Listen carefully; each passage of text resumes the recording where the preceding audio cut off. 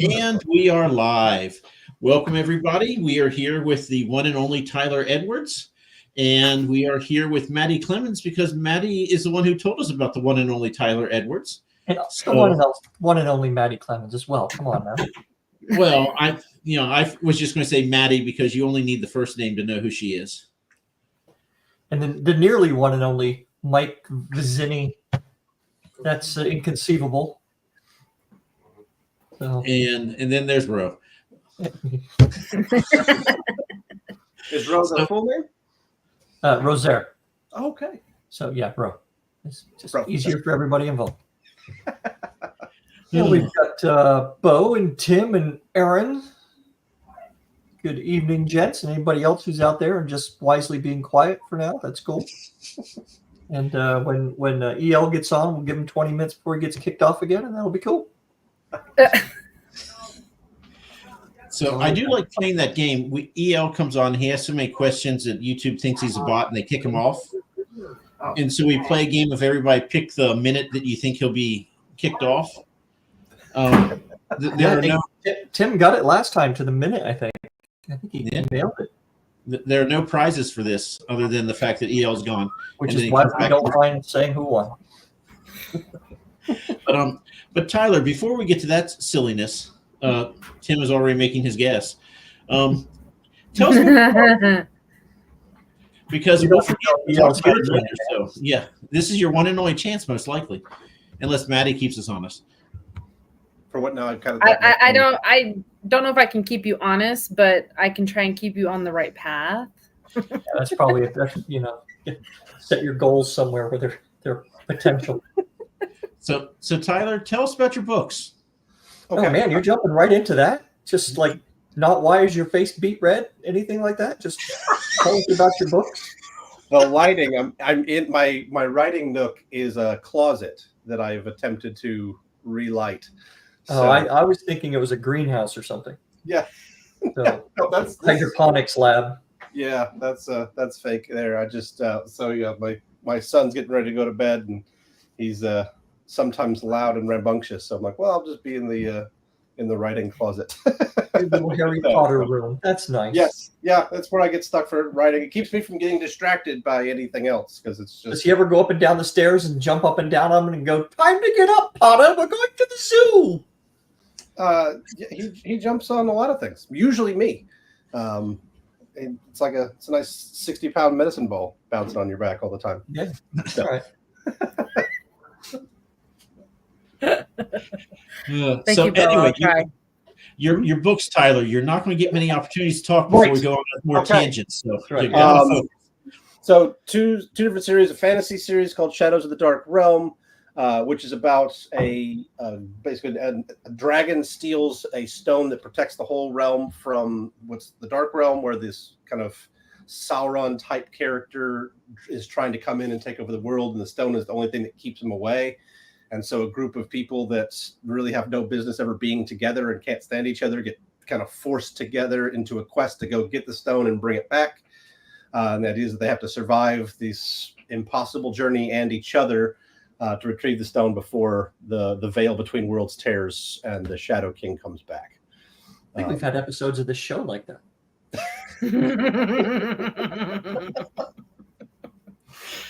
Hopefully with less blood. Thankfully, because it's virtual, you don't really see it. Yeah, that's good. Do you get a copy of your book handy that you can put up to the screen?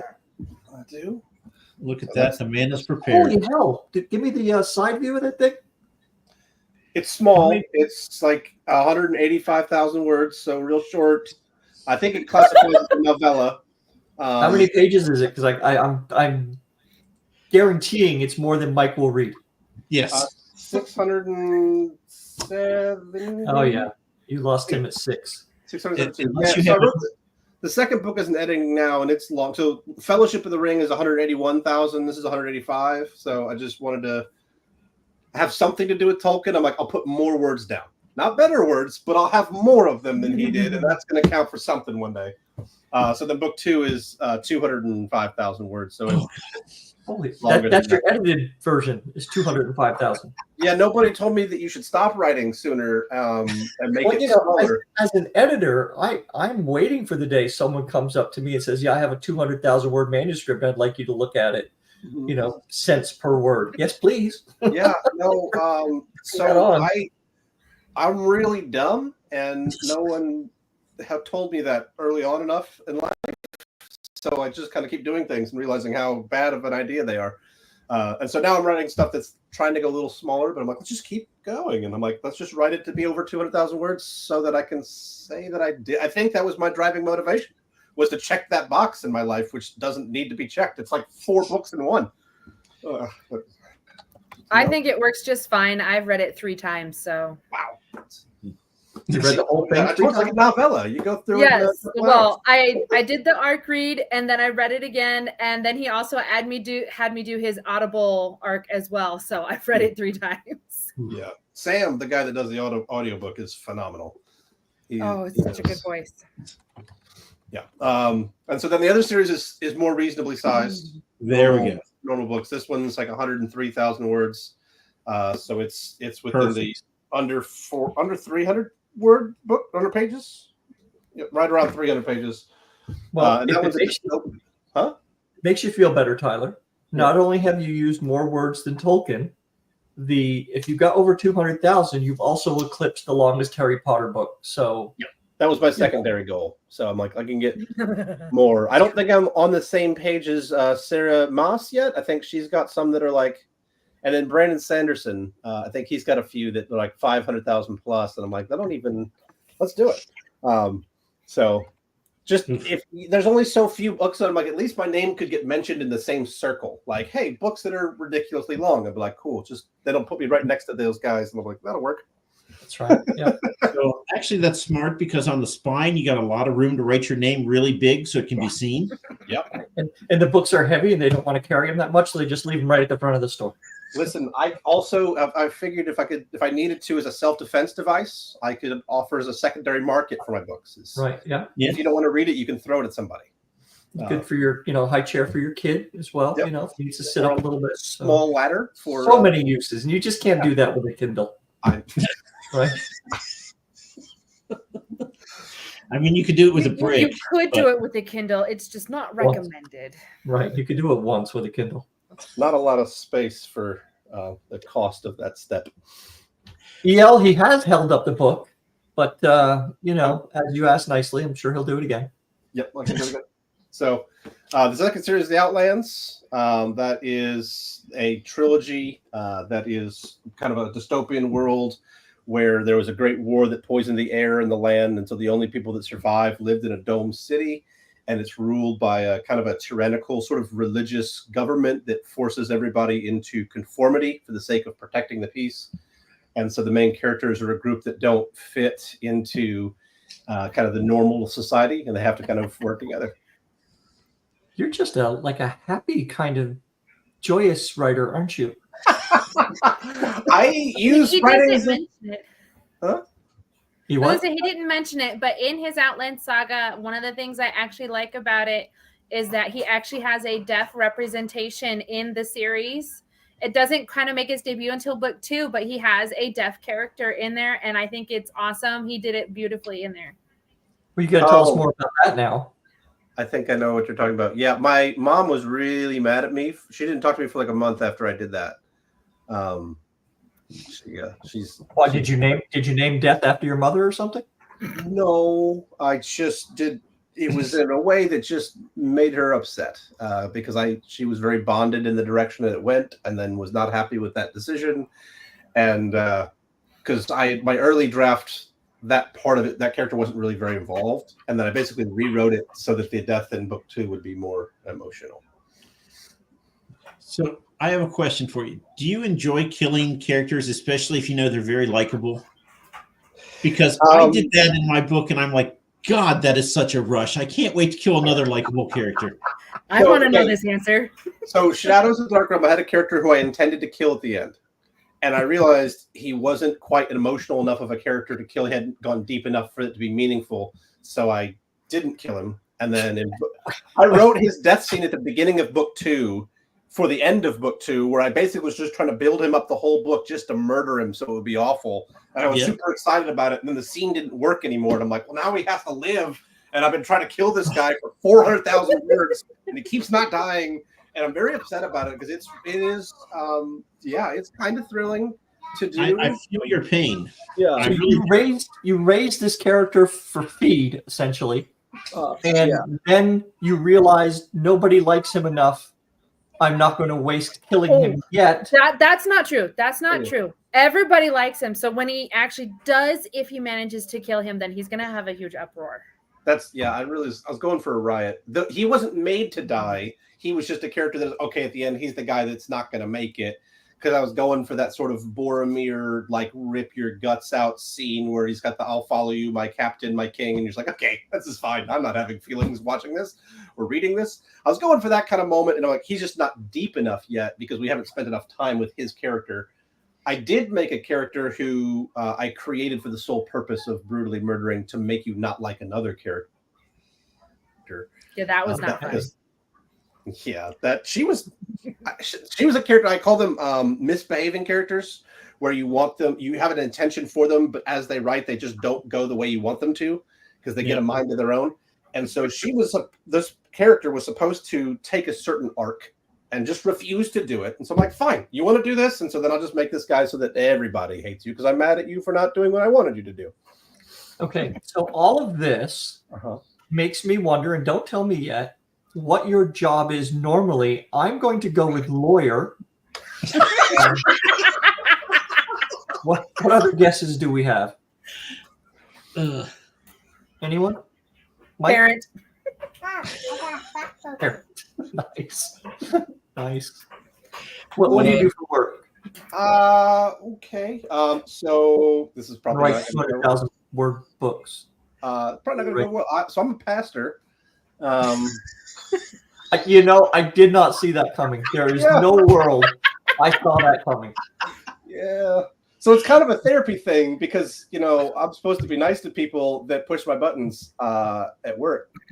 Oh, you just gotta be like, oh, I'm so sorry that you feel that way. So then I'm like, I'm just going to visualize you as a character and emotionally therapy myself into your scenes here. Okay, so as a pastor then, oh gosh, and the fact that you have children running around, I was raised Catholic, so I'm not religious at all now. You don't do like confession kind of things. No, we don't do confessions. Because I was going to say that would be like such a target-rich environment. You're sitting there like taking notes on all of it. It's like, oh yeah, I can use that. What's it? Nothing. Carry on. I'm pretty sure they have some rules to about other that. members. Yeah, no, we don't do confessions. Mine's just when people minister of when they say things to me that they are like upset about or they're complaining about something. I'm like, okay, well, I'll complain back in the form of making you a character. So I was going to ask you, because I've also taken someone that I worked with who I really couldn't stand, and I killed their character off, and I changed the name just a tweak, and they don't read fantasy, so they'll never read it. Yep. So have you actually killed people off, or just but have you changed the name so that it's drastically different, or if they read it, they figure it out? I would liberally say I might have changed their name a little, but I kept it close enough that it felt real good. So yeah, I kind of want to go to your church now just to look around the room and see if I can pick out who people are. Oh, it's got to be that son of a bitch. That's him. Yeah, that's the guy.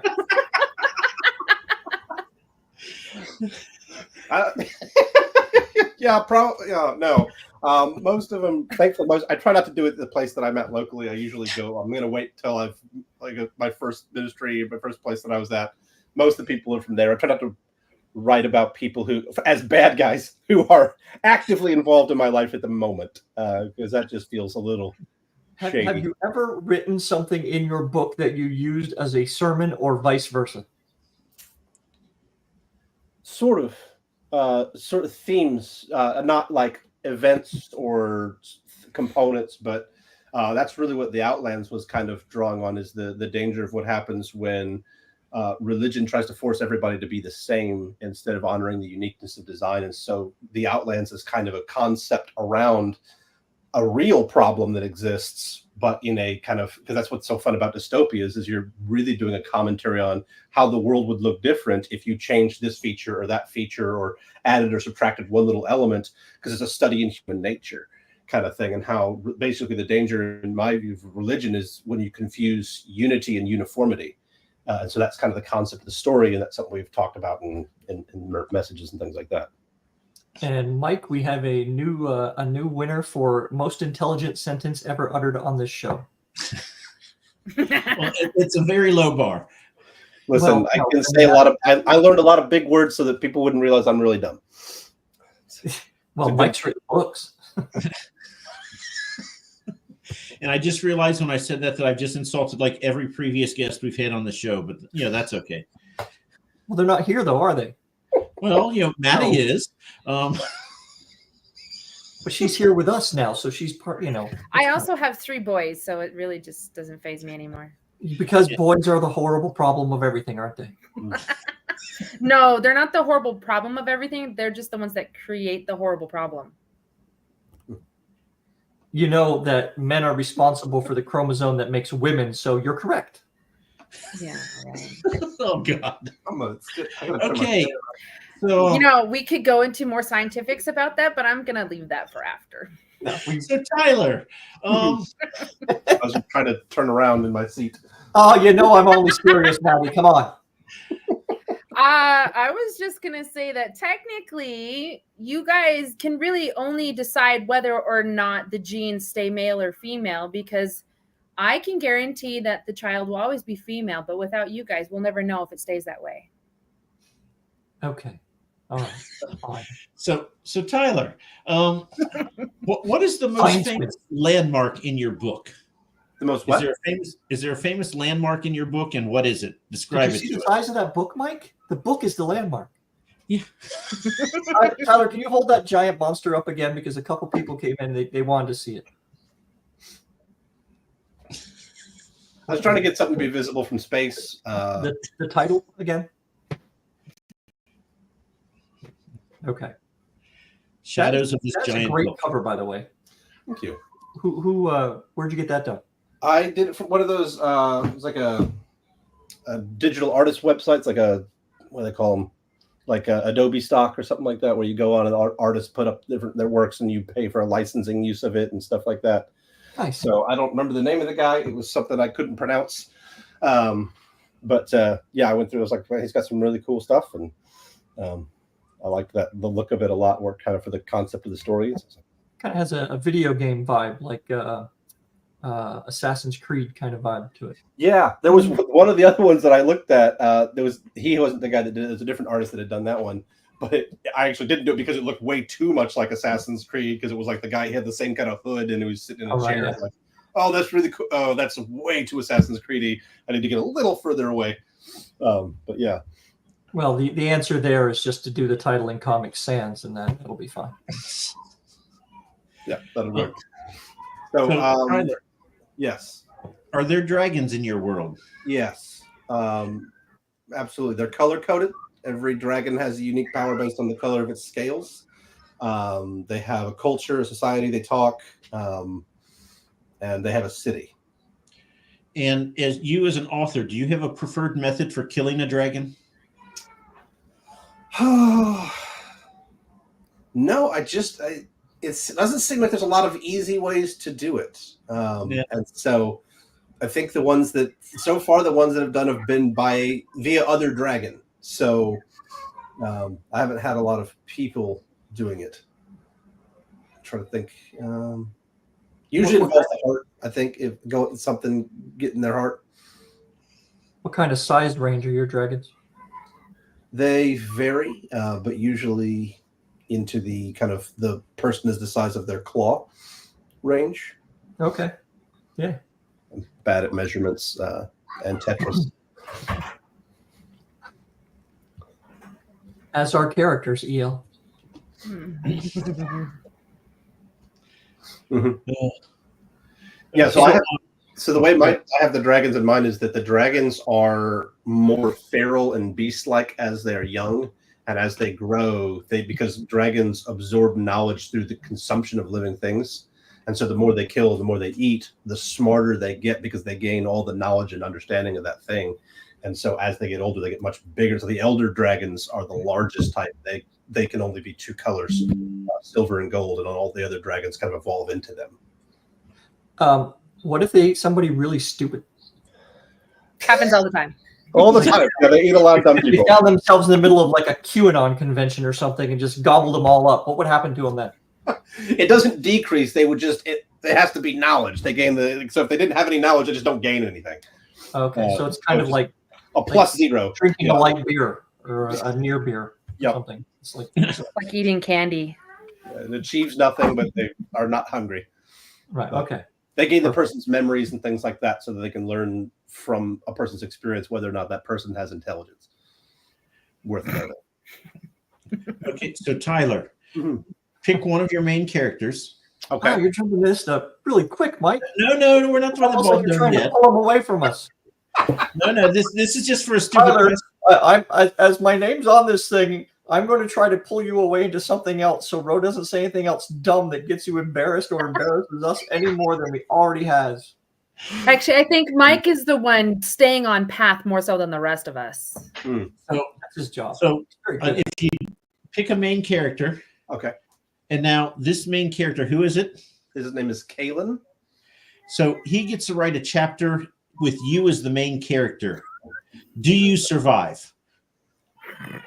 Yeah. Do you hope to survive? No, Or are you like, no, just kill me? no. I've been through enough stuff that I've kind of just come to the conclusion that I'm difficult to kill. I've had my personality my whole life, and nobody has killed me, so I have to assume it's difficult. There's been plenty of motivation. That's just all I'm gonna say. Is Mike and I are. I think here, you and so- Kaylin would actually get along really well. So Kalen that's why I kind of picked him, is he's sort of inspired by the voice, like my head, the things that I don't say out loud, but that happen in my head all the time. Like, that's the stuff that I don't get to say. So he's my internal monologue. So He he's says the guy stuff that's everybody in else wants to say. Yeah. When you're listening to people at work, he's the guy that's in the background going, "What the fuck were you thinking?" It's that guy? very if you took Deadpool and Star-Lord from Guardians of the Galaxy and you put them together, Nice. that's the internal monologue in my brain. Wow. Yeah. And you're married. All the time. Huh? And you're married. Yeah. 17 Well years. done. Yeah. So it's You could write a book about that. yeah, it's called Be Stupid and Just Apologize a Lot. That's every married. Actually, I think most have labeled that happy wife, happy life. Yeah. Yeah, I'm too dumb to learn to stop fighting it, so I just keep picking the fights and then going, look, I'm sorry I'm dumb, but you knew I was dumb going into it, so it's really your fault. And then it starts back again. I've got a chip implanted in me that when I die, it's just going to say I'm sorry every 20 or 30 minutes on a loop, and I figure I can get another couple days that way. There you go. Planning for the future. Yeah. Well, you gotta make contingency. I like it. What are you saying, Bo? That's What's your point, man? We named it Bald&Balding, not Dumb and Dumber. Because it was taken. Yeah, it was taken. We absolutely would have. Absolutely would have done that. At first. So Tyler, another random question for you. Mhm. What is the most random or unexpected skill that one of your characters has had to acquire that you didn't expect to when you're writing? You're like, you know what? I need this for the plot. You are now an expert at X. Or are you just so composed as a writer that you didn't have these little bombs that break off like, ooh, how do I save my story? But thankfully, they don't usually have to become Deus Ex Machina moments. But yeah, I have. So usually what happens with mine is it's a character that I haven't developed enough, and I'm like, they need to have something. and so then I'm like, oh, they're gonna have this thing. So I had I think Tillman from the Outland series. In the third book, he starts like becoming really because he's basically this guy. He's built off of my college roommate who machine gun asked questions, like rapid fire adult. Like he would wake up from a dead sleep and just start asking questions in a series without breaths or time to answer. And it was the most bizarre. Like, hey, you have to go to the pill. You going to sleep and you're tired. I'm kind of tired. Like he was auctioning them off for himself. And it was just like the most, like, you just sit there and watch him. Like, do you actually want me to answer this? And they never would leave you time to. So he just asked 500 questions and then get up and leave. And you're like, okay, that was different.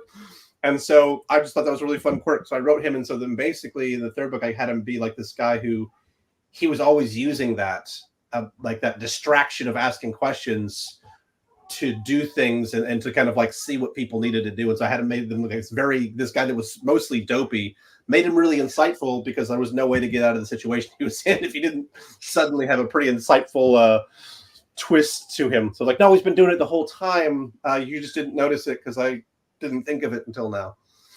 So he wrote Jar Jar Binks. Okay, let's not go that far. Wow. It's fine. I got a knife pull out of my back here. I think someone has opinions. You know I'll still read your books. I think not that was that a deep. hand grenade. Do you have Star Wars opinions, Tyler? Oh no. Because it sounds like you do. I'm not a huge fan of the Jar Jar Binks character. I did read a fascinating concept about there was an intention to make him the greatest Sith Lord. I'm like, well, that would have been interesting and would have redeemed what it was, but what it was just made my brain hurt a lot. Jar Jar Binks as the Darth Lord is kind of like Don Knotts as Palpatine, and maybe that's shooting over some of you younger folks there. I'm sorry, but just look up Don Knotts. You'll understand right away. So, how did you get writing fiction? How did you get into that? I wrote down a couple just in case. Rough childhood, not like my parents or anything. Just I developed a very quirky sense of humor very early, which is great when you're older and you're dealing with adults and mature people. But in middle school and high school, it is not great to have a goofy way of thinking about the world. So a lot of where'd you grow up? Yeah, where did you grow up? St. Louis, Chicago. Oh, okay. California, just all over the place. Because I was going to say the whole quirky, weird thinking thing worked fine if you live in the country. Some places, the places that I in lived, the country, it didn't work out. You did not want to stand out unless you were the popular kids, which I was not. So I got picked on and made fun of a lot. So it became an escape kind of place of, Lord of the Rings was The Hobbit were one of the first stories that I escaped into. And then it was like, hey, I can also create my own escapes and my own places to go. And so it was also more interesting than my teachers were. So they didn't care about what they were teaching. And so I'm like, if you don't care about it, why should I? And I just sat there and let them talk. And I wrote stories in notebooks instead of paying attention. It looked like I was a really good student, but I don't think I heard a word they said. At least they they thought you were interested. So they did. I looked very engaged. But so when excuse me, sorry. Did you start writing like then, or was it something that came about later?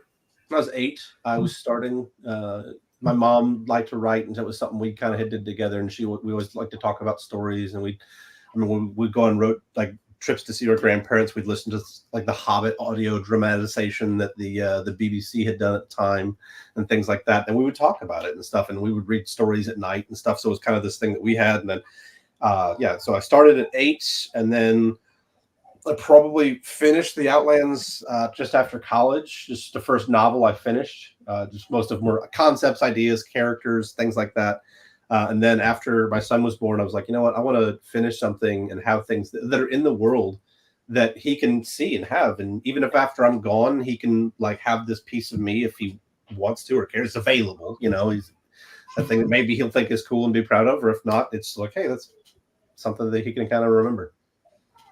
So there's a character based on him in all the books and stuff like that. And it's usually the only character that's certainly not going to die. So are you a person who plans all this stuff out, or do you just kind of have an idea and roll with it?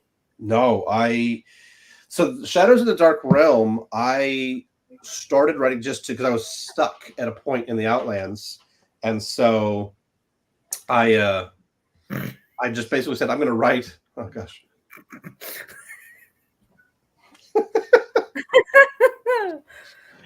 That sounds a little bit too like a realistic headline these days. That scares me. But, I was like, is that an actual news thing? Did that just pop up on here? What's going on? But no, so I actually wrote it as an improv project because I wanted to be able to like sit down with my son and tell him stories and just have him insert like almost like a mad gab. So I just wrote it without thought. For the first 14 chapters, there was nothing to it. Was just write. Don't think about anything. Just sit down and write and see what happens. And then after that, I kind of started adding a little bit more organization and structure to it. But yeah, I don't do a lot of planning. I keep a lot of side notes because I get easily distracted. And so I have like descriptions of characters. So whenever I create a new character, I copy over the description into a separate file and keep all those things separate. Nice. Because I don't want to go back there and be like, what was that person a blonde? Because I had a number of times where like the person had a completely different color hair, like a completely different description than when I originally introduced them. I'm like, this is annoying. And it's things like that are so simple, and you would think everybody surely does these simple things so that you don't sit there going, what the hell kind of weapon did they have? Right. And then have to go back and reread a book to find out.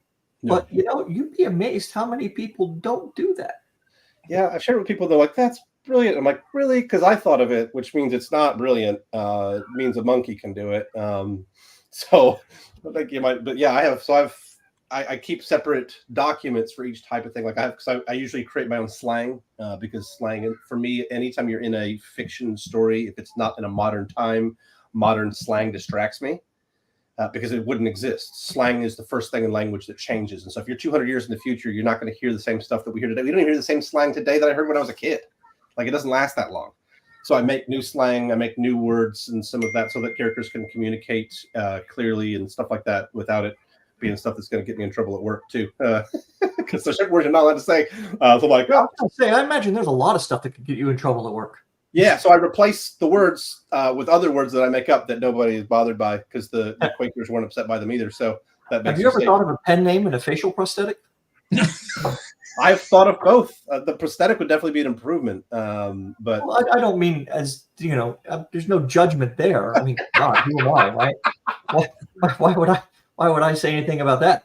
But just you don't want people, kind of looking at you funny on Sunday, going, "Hey, wait a minute." Yeah, I thought about it. I was too stupid to do it. I'm already kind of in the mix of it, but.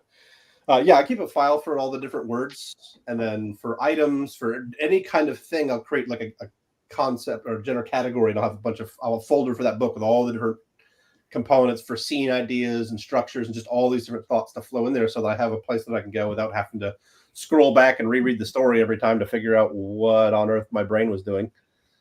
I mean, I think it's great that you're able to do that, right? Mm-hmm. The counter side of that is people read how they read, right? You want to immerse yourself in this world, but still current vernacular is probably more useful or could be more useful to help people see what you're trying to get them to see, mm-hmm. right? Without trying to teach them a new language. Mm-hmm. No judgment on doing that. I think it's incredible when people can do that, like Tolkien making up freaking languages and all that kind of nonsense. Yeah, mine is I don't go to the depth that he does. It's usually really a word, and then it's said in a sentence to where you know exactly what that word should be. Okay, it's just a different word.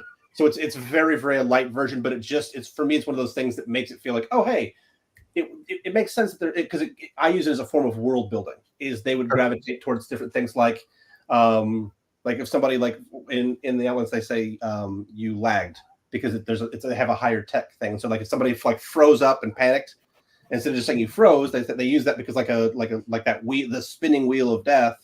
They're using terms that they would relate to in their culture to describe the same thing. So it's very loose and it's 24 words at most that are just kind of put in, but they're always put in a sentence where you go, yeah, you know that's what it's going to be otherwise. Because I'm not sitting there going like I can't even speak English real good, so I'm not trying to make more languages for myself. Right. I took Greek at 6 o'clock in the morning, and I don't want to do that again. You took Greek? Yeah, we had to take Greek in school. Why? It's the language the New Testament's written in, so we had to learn it. Well, did you take Latin as well? No, that was because it started in Greek and Latin's a translation. So It didn't start in Greek. Didn't it start in Aramaic or something? Middle Old Testament's Aramaic, Old Testament's Hebrew, New Testament's Greek, and then you have basically there's a Greek translation of the Old Testament, and then you have the Latin Vulgate that gets added in there. So, they write it in English, yeah? yeah. They have English versions. Yeah. Well, I think they thought that like some of us would be like, we'll go on to do the translations. And I'm like, I think you picked the wrong fish for that job. So when you watch like Percy Jackson, when they say that's written in Greek, do you say, oh, that's not what that says? I'm not that guy? That fluent. Nobody would know. Those are Greek letters. Well, okay, sometimes I do. Yeah, just because when I'm trying to show off for my wife and impress her, then I was like, and she's like, why you act like you're smart? I know you're dumb. I'm like, that's true. I don't know what I'm thinking. Mike, just kick Bo out. That's a line has been flipping cross there. Does that mean we have to kick Tim out too? Because EL's still here, so the universe is unbalanced. I know, right? What the hell's up with that? All right. Okay. I want to ask a question. Uh-oh. Okay. In Shadows, minus Kaylin, who would be your favorite character? That's picking a favorite child, though. Favorite in which context? Like the character that I think is the most enjoyable to write, the character I'd most spend time with, hang out with, character that I find to be the most enjoyable human being. All of the above. When you most likely kill. We already know the one that we want him to kill. He just hasn't killed her yet. Yeah, it's gonna take a while. The character that I like the most, especially from a writing standpoint, is Vale, because of the depth of character that he has, and that he's essentially a book of virtue lesson, which is really fun to create. Is this idea of a guy that always does the right thing and it always goes wrong for him, but he just still keeps doing it. And I really admire and enjoy someone who could have that kind of persistence. So for that, I would go with him. But for a character to spend time with and just enjoy, Rivik is the most emotionally healthy of all the characters. Just very functional, very fun. But there's a kind of an easygoing wisdom that he has that I would really. So if I was going to hang out with one of them besides Kaylin, I would probably hang out with Rivik. Plus, he can sing, and that's always fun. Since he's your designated driver. No, probably not. I think he would be. I don't mean physically. I mean, that sounds like he's that dude. Right? Yeah. Solid, reliable. He's the guy that'll always be there. Right. That kind of thing. You have one phone call and you need someone to actually help you. Yeah. Yeah. Okay. I've never been in that situation where people have called me, Ro. I can believe no one's called you. I can't believe you've never been in that situation where you haven't called someone. So anyway, Tyler, in your books, are they multi-POV, I'm guessing? The Shadows of the Dark Realm there's a number of rotating POVs, but the Outlands is first-person present tense, so you're in Jeff's head the whole time. Okay, so for your first book, the multiple POV, here's a question for you. All the people who are POVs for you, they get magically transported into a horror movie. Okay. Which of them is most likely to be the first victim, and how do they die? Oh gosh, I don't want to answer that one exactly. I have an answer that will get me in trouble. But I think it's the stereotype. So there's the character, but it's twisted. One of the smartest characters in the world is a guy named Dante. He's also black. And so in a horror movie, the genre rule tends to be that the black guy dies first. So if we're staying on genre brand, I don't. But at the same time, he's also the most intelligent guy, so I don't know if that changes the rule. Well, in your world, it would make him an hors d'oeuvre, right? Wouldn't the dragons be able to sniff out the intelligence guy and say, "That's the dude I want for lunch"? He likes to hide in a tower for most of his life. Yeah, I mean, I think that should be a thing, right? It's like you got to you have to at least present yourself as being stupid so the dragons don't eat you. I hadn't thought of it as being they would sniff it out. I can see walking around a town in your book, and everybody's just kind of going. Blah, blah, blah, blah, blah.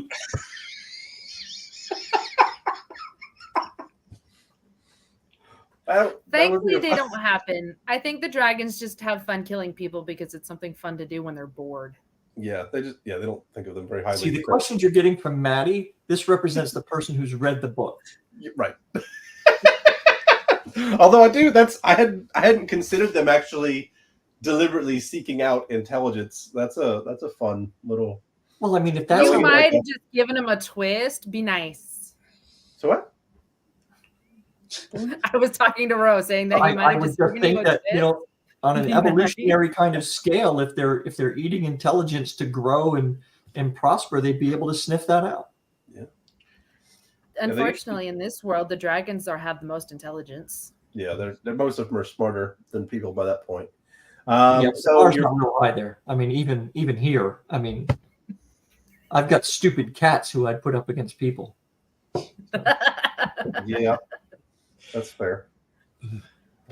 Okay, so of the characters who are POVs, who would go first? In a horror, it would be Celeste. Would go first, and it would be one of your favorites, huh, Maddie? Always. She just has that. I mean, her name leans like bright light or something like that. So obviously you have to like her. She would probably be only in the first book. Huh? Only in the first book and for the first half. She's so misunderstood. She's such a sweet girl. Not until the second half of the book. She's just anyway. Again, I haven't read the book, but all of that little exchange right there just makes me think there's a character walking around saying, "She's so misunderstood and such a sweet girl, but she has a stripper's name."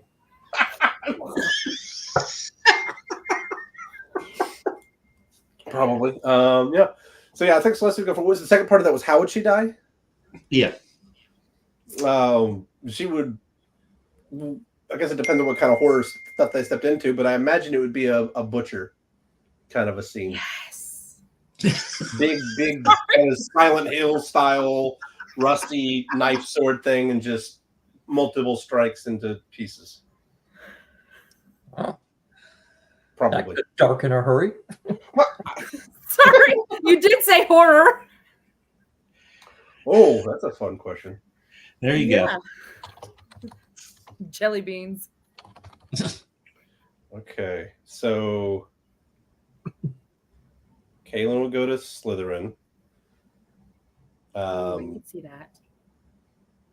Vale would go to Gryffindor, huh? Would Vale be Gryffindor? Yeah.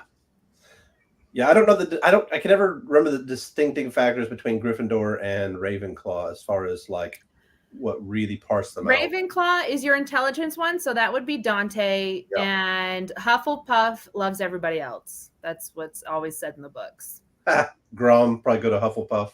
Probably. That'd be fun. So the Hufflepuff will be the ones you want to kill then, because everybody will like him. Nobody. Or is that just me? Yeah, no. Grom's a big troll, and he's basically like a giant teddy bear with a big axe that loves to kill things, but is super. He's my favorite character. Happy about it. So yeah. Do you have a third book back there on your bookshelf? I have. Well, this one here. Yeah, that's book 3 of the Outlands series. So Outlands is a trilogy. Yeah. Is it finished or is it just 3 books as of now? Trilogy on its way to becoming a septology or something? No, I was going to do this as more books because I didn't want it to be a trilogy dystopian because that seemed cliche. But then everybody started writing a 4th book, so I'm like, well, I just stop at 3, then I'm out of the cliche. So that's book 2, and then that one's book 3. The audio guy is working on the final part of book 3, and then they'll all be on audio as well. Nice. So, and your latest book is the Doorstop. the door. Yeah. That Yeah. one. Well, so I wrote this in between book 2 and book 3 of Outlands. Between my second and third book, I just whipped out a couple 100,000 words. What the hell? Yeah, It was supposed to be a stop, Bloody like show a up. quick, like I was having writer's block for one scene in chapter 8 of the third book, and then I just started writing it. I just kept going, and I'm like, wow, I'm really in the zone, because fantasy's more my world than dystopian. I love dystopian, but fantasy's is my zone. So I just kept going, and then I finished that. I'm like, okay, I guess I better go back to that book, and so finished that. Metamucil kicked in, and boom. Yeah, you know. Okay, I have a question for both Tyler and Maddie, and there is a correct answer, and I believe Ro gets it wrong.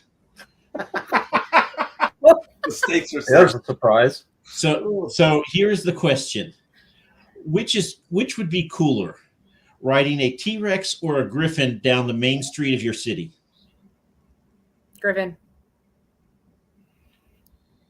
What city? Your city. Well, my city. Yes. Does it matter?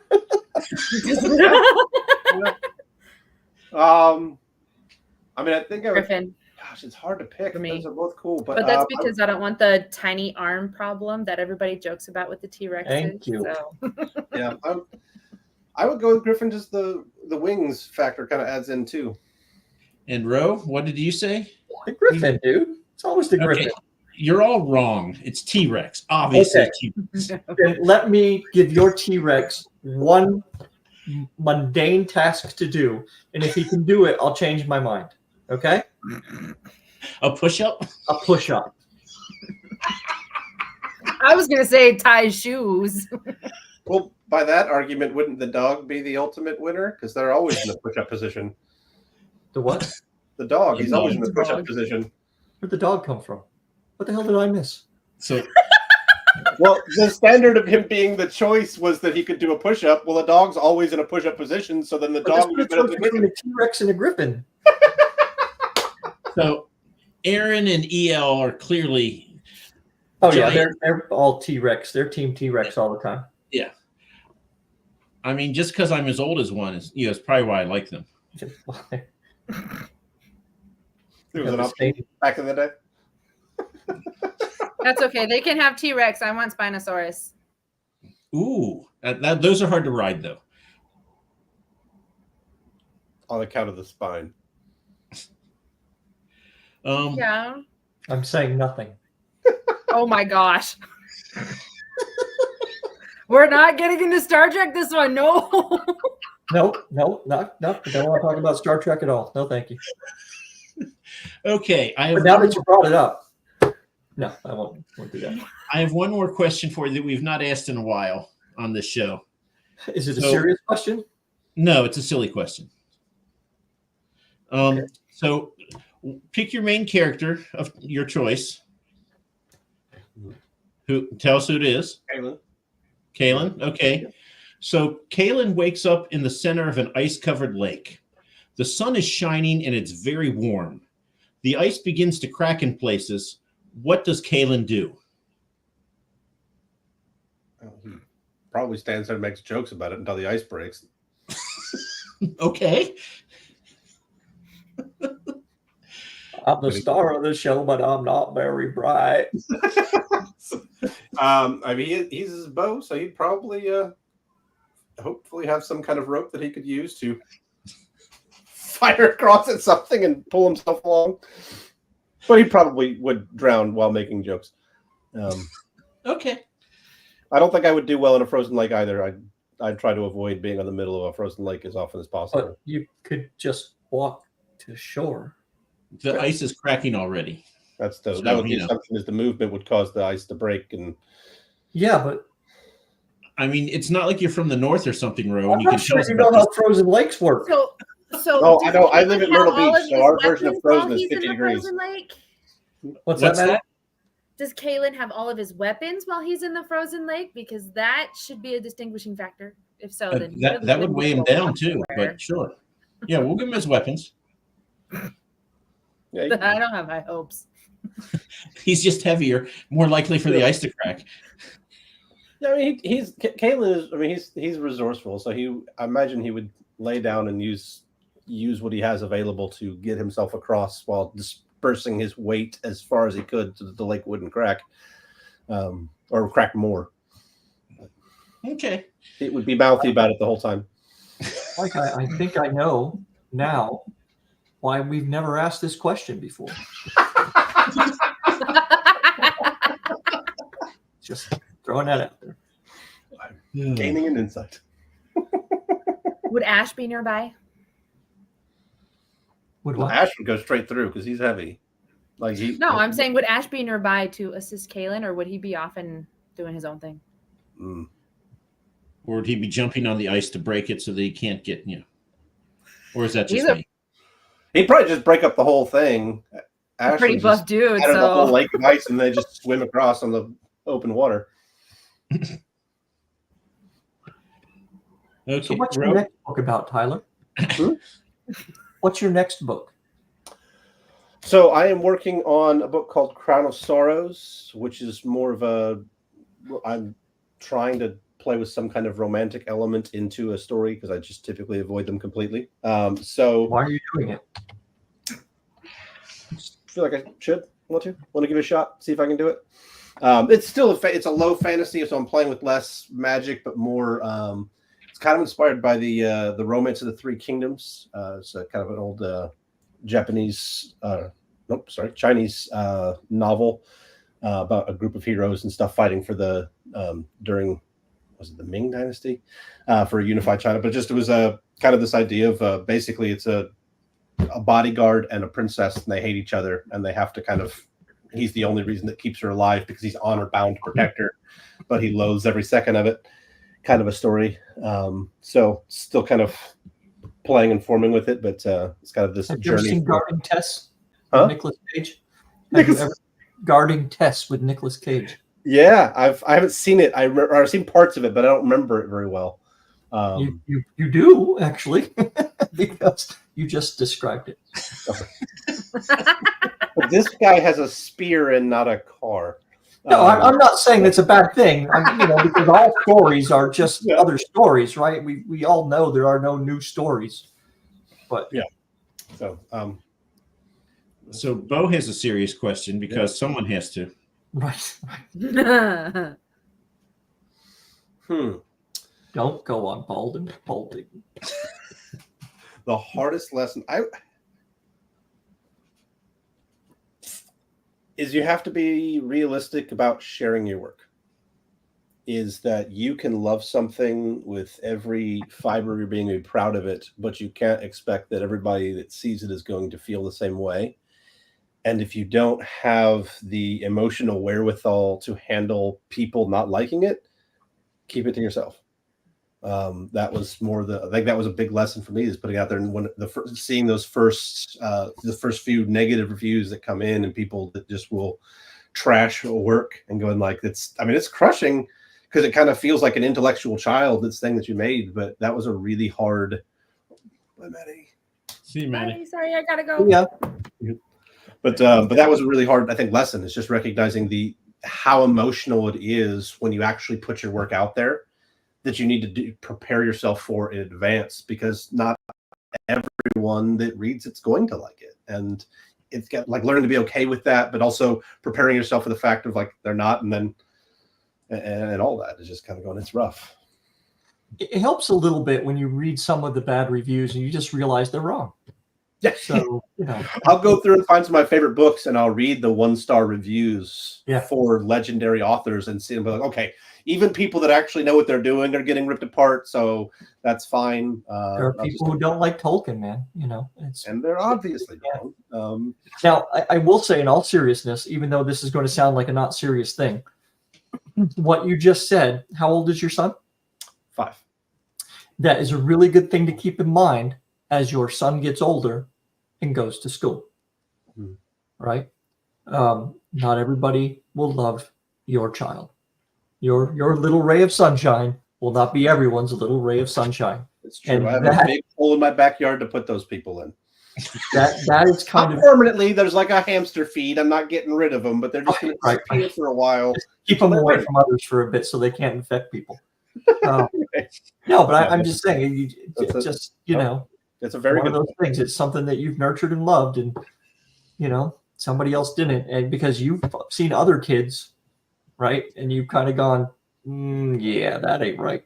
Listen, our first adoption was supposed to be a girl, and I was in a whole different. I'm like, So I'm like, any boy that looks at her for more than a half a second is just, they're going to disappear, and you'll find them again when they're 20, and they're going to smell real bad. They'll be fed, but they'll smell bad, and that's when they'll be allowed back into the world. And I was like, I was in a bad place of like, don't even. But so yeah, that's I've been emotionally preparing myself for that reality. I don't like it. The Irish part of me has a very different answer than the other part of me. But yeah, that's a very good lesson. And the word feck probably figures into that quite a bit. It doesn't always need words. Sometimes there's quiet talking that you can do. Oh yeah. So Tyler, before we go, I do want to send one of your characters to the Bald Dome. Perfect. So who are you have any idea what that is? He told me about it.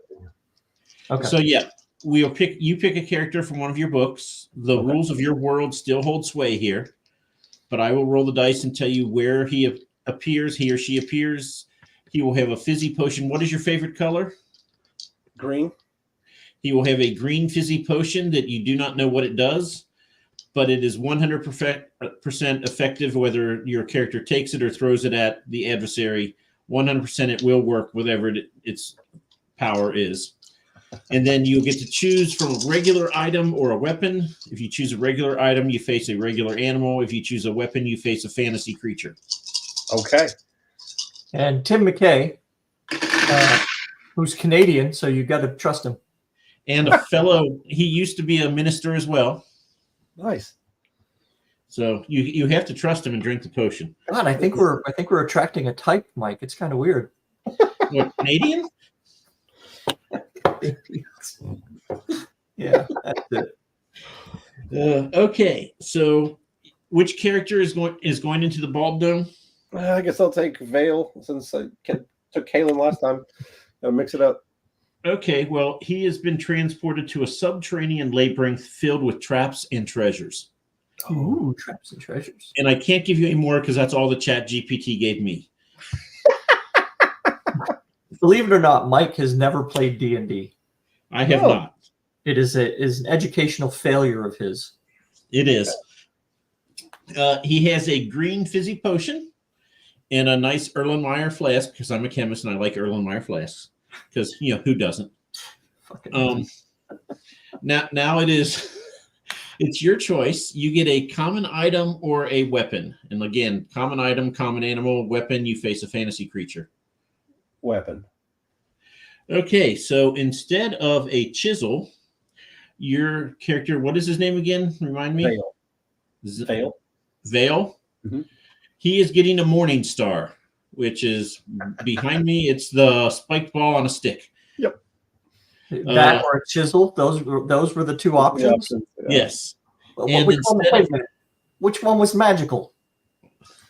Instead of facing a bison, he now has to face what is number one? Oh, he has to face a griffin. Oh, perfect. So he has a Morning Star. He's facing a griffin. He has a green fizzy potion, and he is in a subterranean labyrinth filled with traps and treasure, which helps you because the wings don't do the griffin much good. Yeah. And the griffin is walking down the street with a T-Rex. Who's riding who? Well, there it is. You got to figure that one out. The T-Rex wouldn't hold the reins very well, so that was probably problematic. He keeps chewing through the ropes. So what happens? The rules of your world. So if he's a magic user, he can use his magic. Okay. But what happens? And we used to say it had to be a fight, but then some people write characters who just won't fight. So now it just tells a story. It ends however you want it to end. So the griffin is aggressive? Yes. Okay. At least at first. And then you can go from there. I guess he'd probably drink the potion just to see what it is for the fun. Okay, that is a potion of invulnerability. So yes, it is Mountain Dew.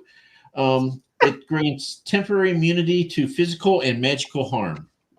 Okay, well that makes it relatively easy then. So what part of Vale's component is that Vale is cursed and cannot stay dead. Unfortunately, it's not cursed to not die, but so he dies. He can die, but he can't stay that way. So I imagine he's very good with a sword. He's never used a Morning Star. At least I'm not aware of it, but I imagine he figured out. You'll have to talk to him later and find out. Yeah, I'll ask him and see. I'm just certain he probably did when he was younger, because he did a lot of work as a child soldier. But yeah, I imagine he would just kind of unapologetically walk up to the thing and the griffin and hit it in the head with the Morning Star several times until it stopped moving. Okay. I gotta think the griffin's not just going to sit there and take that. Yeah, so I'm thinking in a if it's elaborate, the walls are confining, so it's not going to have a lot of agility where it can move from side to side. With its wingspan, it's not going to be able to go up and down, which really means it's a direct shot. Now he can't be hurt, so he has not a whole lot of reason for caution, unless he's not aware of the factor. See, this is why it should have been a T-Rex. Yeah, so I think imagine he would just kind of crouch, move quick, do a nice jump blow to hit it in the head. Then as it moved down, it just keep striking until he was certain it was dead. And take advantage of the fact that the griffin's in an environment that is really not a good place for a griffin to be. So in your story then, what is this guy's weakness? If he can't die or can't be killed, what's you had to give him a limitation somehow, right? He well, that's part of his component is he also cannot demonstrate concern for others or they will die. So anybody who he connects with, anybody who he demonstrates any kind of outward display of care, his curse will result in their death. So his goal, there are a few things that can undo his curse that are so there's the Lord of the Spirit Realm who he visits could take the curse away. In the spirit realm where they go, his curse does not apply. And so because it doesn't hold sway there, it was done by a group of witches. So there are people. He's a level 15 Gen X curmudgeon. He's very grumpy, yeah. But man, I like him. Yeah, right. What's he dressed as? I'm cosplaying this dude. He's a black knight, so he has a sword that's made out of what's called nightstone, which can cut through most anything, including pierced dragon scales. And he's a very good swordsman. He basically goes kind of like the Witcher. He kind of travels around. He's grumpy and he hunts monsters, and he kind of helps people. But he's very honor bound. The problem is he feels all the pain still. He's kind of Wolverine, but he doesn't heal right away. He'll still feel the pain, and so he still has to deal with it. And so he tries not to die actively. So he is Gen X, and he's just always grumpy because he's always hurting. Yeah, and that arthritis. Yeah. For part of it, there are situations he doesn't always know the situations in which his curse would be invalid, but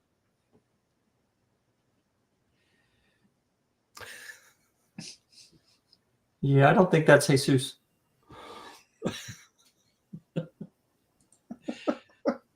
Who is that, Mike? That would be Grommy, of course, the main character of my Druid novels. The big picture next to your. Oh, that is tall thing there. That is oh hell, what's his name? The guy, my covered guy who does my artwork, Dimitri. He painted that because he liked the character from one of the books he read, and you can't really see, but he's holding up a flask. So, and he called it The Alchemist. And as soon as he did that, I was like, I must have it. I'm a chemist. I must have a painting called The Alchemist. So, yeah. So it's you if you had hair and a beard. And yeah, and I was Persian. Yeah. Okay. All right. Well, there you go, Bo. Now you know. So Bo and Row. So, Mike, what was the green flask? What would have happened had he drunk the green potion? He did. That was a potion of invulnerability. So he really had nothing to fear. Right. Well, what if he would have given that to the griffin? Then it would have been like a red shirt from Star Trek facing down a stormtrooper from Star Wars. Wait, would it be the opposite of that? Be like Deadpool fighting Wolverine. Or that, yeah. Because one can't get hurt and the other can't die. Well, in the other one can't hit anything and one always dies. So it's something's got to do either way. It's the double negative. I got you. I'm more worried knowing Mike's chemical knowledge and love of weapons. Yes. Well, fortunately, Mike's chemical knowledge these days is what you're working on shampoo. No, It's actually, ironic to beat hell, but no, powder to foam. I used to be in rinse off, but they said they really didn't want me to go see customers because I didn't have the best. And the one time when I had to go and I wasn't paying attention in April, so I was out in the yard all day, and then I ended up getting sunburn on the top of my head, and I had to go talk about our hair care products with my head peeling. Yeah, that was the last time I went to see customers. you should have went to work and said, we need to add some SPF to this and make it good God. So Tyler, tell us again, when is your next book coming out? So Reapers of the Dark Realm will hopefully be out this fall. I'm supposed to hear the editor is almost done with it, so I'm just kind of waiting to get that final bit back before it goes into ARC. But my goal is aiming for mid-December. Okay, cool. And you want to show us your current books one more time real quick and tell people where they can find them. Yep, I can do that. All right, so so Shadows of the Dark Realm is the fantasy series. That's the one that book 2 is getting ready to come out for. You can get that on Amazon. It's on Kindle Unlimited and Audible. Do you have a website? I do. It's not very well constructed right now. I have to get it. What is it? Okay, so it's an author's website. Right, exactly. Yeah, it's a WordPress thing that I have to remember the spelling of it. I think you need like a degree in Russian to type it into an HTML. I'll see if I can find it. So I guess we probably should have spent a little bit of time on marketing.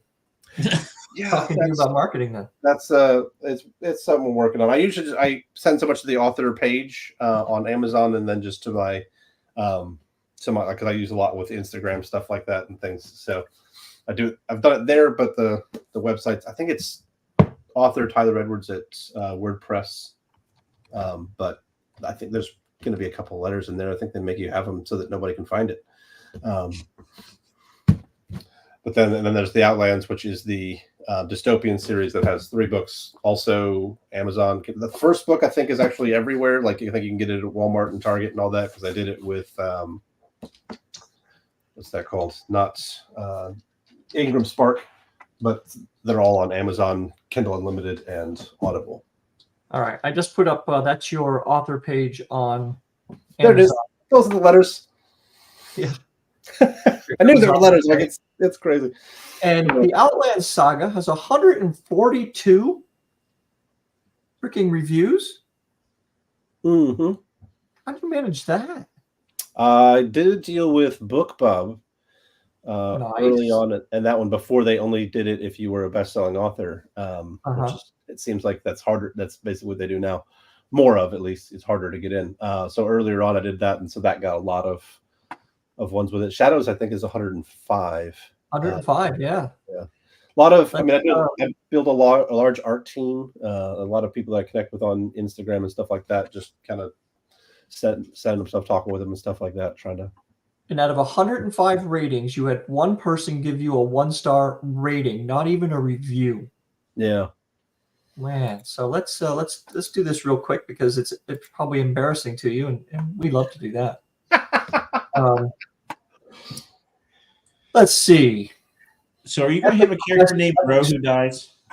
What? Well, I can't because my son's name is Rowan. That's why I was asking about it before. I'm like, he's probably pretty safe because if I say Ro, it's going to make me think of my son, and he'll be fine. So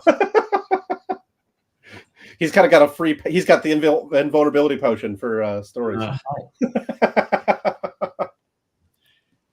Bo, I know it's called marketing, man. I just don't know how to do it. I thought you had an allergy to it. I think that must be it. Yeah. Oh, marketing is the worst. I love people that are good at it. I don't know how to do it. Well, that's the only reason we started this program. We figured, after a while, we'll learn something about marketing, and it's been a year and a half now, and we're still trying. So, I hear year 3 is a big one. What's that? Year 3, I hear, is the big one. No. I mean, I guess, maybe if you market your books, it might be. I don't know. Yeah. That's all good. If we were doing this because we wanted to be rich, we'd still be poor. We'd be selling cryptocurrency. Yeah, right. We'd be buying lottery tickets by the handful. It would cost just as much. Right. Probably result in the same thing. All right. So go buy Tyler's books because he takes a lot of time, obviously, writing these giant 200,000 word monsters. And Mike will never buy one because he can't read it because it's too many pages. Hey, I could buy the audiobook though, because that's usually how I consume these days, because who likes to read anymore? I'm only an author. I don't want to encourage that. I love audiobooks. I love them. And you're down in South Carolina, Tyler? Yes. All right. So the storms didn't affect you guys at all for once? No, yeah, we had one that went a little north and one that went a little south. And I'm like, well, this is different. We're used to just them hitting both of us. And Bo Kelly is praying for the bottom of your feet, which is always nice. That's helpful. That's an area that gets flat-footed, so I do appreciate that. My feet get sore real easy. Arches! Don't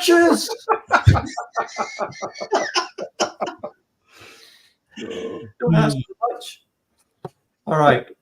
Tyler, thank you very much. You've been a great sport. It's been a lot of fun. Appreciate your time. Thank you so much for having me.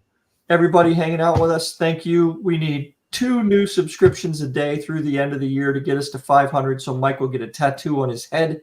It's hair? looking like that might not happen, which is just kind of breaking my heart, actually. But if you know people who are bored on the internet one day, just have them roll over here and just click the button, and they can leave and never come back. It'd be nice if they stayed, but they don't have to. So. Harvest. So there you go, Tyler. You can subscribe. That would be awesome. I'm gonna do it to see that. Oh man, Exactly. That's all we really want. that's the best. That is what's driving us. Not book sales. Tattoos on my noggin. We are so sad. Oh, that's a great. That's like the perfect head tattoo.